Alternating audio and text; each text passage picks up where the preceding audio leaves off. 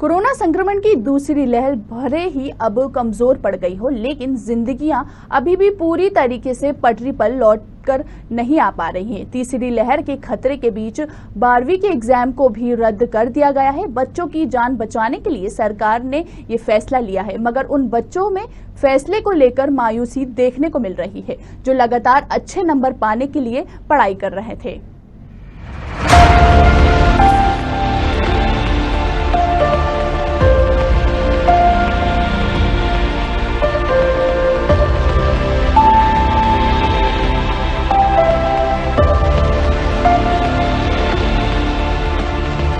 Corona की दूसरी लहर के बाद अब तीसरी लहर की संभावनाओं के बीच 12वीं के एग्जाम नहीं होंगे। पहले सीबीएसई और अब मध्य प्रदेश समेत ज्यादातर राज्यों ने फैसला लिया है कि बच्चों की जान बचाना सबसे ज्यादा जरूरी है, इसलिए 12वीं के एग्जाम रद्द कर दिए गए हैं।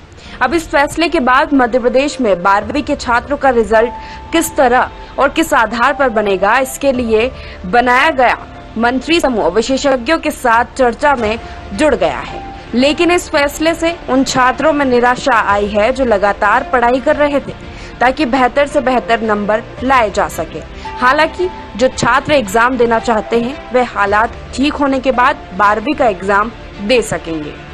इस विषय पे मेरा ये कहना है कि सरकार ने निर्णय तो सही लिया हम लोगों की सुरक्षा को देखते हुए, मगर प्रॉब्लम ये है जिस हिसाब से हमने तैयारी की, अब हमारे स्कूल वाले जो भी हमें परसेंटेज देंगे, अब वो प्रॉब्लम ये जिस हिसाब से हमने उसमें तैयारी की थी अगर वो हमें नहीं मिले तो हमें दुख भी काफ़ी होगा।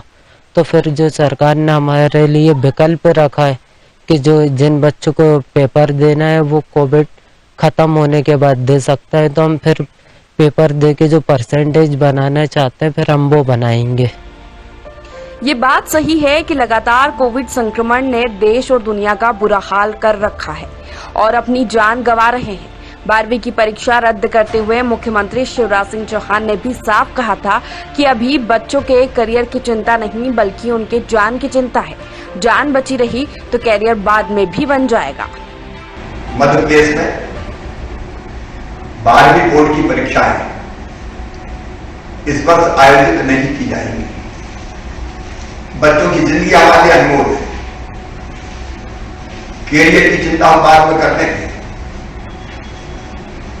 इस समय बच्चों पर जब वो कोरोना का संकट झेल रहे हैं, पूरा देश और प्रदेश झेल रहा है, परीक्षाओं का मानसिक बोझ डालना कतई उचित नहीं है। 12वीं बोर्ड के रिजल्ट किस प्रकार आगे आएंगे ये तय करने के लिए हमने अपने मंत्रियों का एक समूह बना दिया है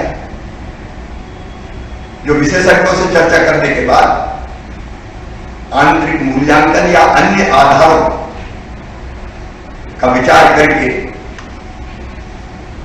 रिजल्ट्स का तरीका तय करेगा। भोपाल में सुभाष उत्कृष्ट स्कूल के प्रिंसिपल सुधाकर पाराशर ने कहा कि ये फैसला सही है क्योंकि हमारी प्राथमिकता अभी बच्चों की जान बचाना है। मुझे लगता है शासन ने इस पर गहन चिंतन किया है और निसंदेह 12वीं की मार्कशीट बहुत ही महत्वपूर्ण है, किंतु जीवन सबसे पहले। जब हम स्वस्थ रहेंगे तब फिर हमारी मार्कशीट काम आएगी। तो पहली इन विषम परिस्थितियों में प्राथमिकता जो थी वो शासन का निर्णय अभूतपूर्व है और वो वास्तव में स्वागत योग्य है। हाँ, ये अलग बात है कि 12वीं की जो मार्कशीट आएगी उनका आधार क्या होगा, उस पर शासन ने जैसा कहा है कि उस पर अभी प्रक्रियाधीन है और वो तय कर रहे हैं। मुझे लगता है कि निश्चित रूप से शासन ऐसा निष्पक्ष मापदंड बनाएगा जिससे बच्चों को लाभ हो सके।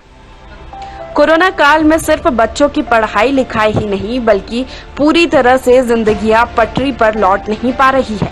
12वीं के एग्जाम बच्चों के भविष्य के लिए बहुत जरूरी होते हैं, मगर सब थम सा गया है। उम्मीद करते हैं कि जल्द ही हालात बेहतर होंगे और एक बार फिर शिक्षा समेत पूरी जिंदगियां पटरी पर लौट पाएगी।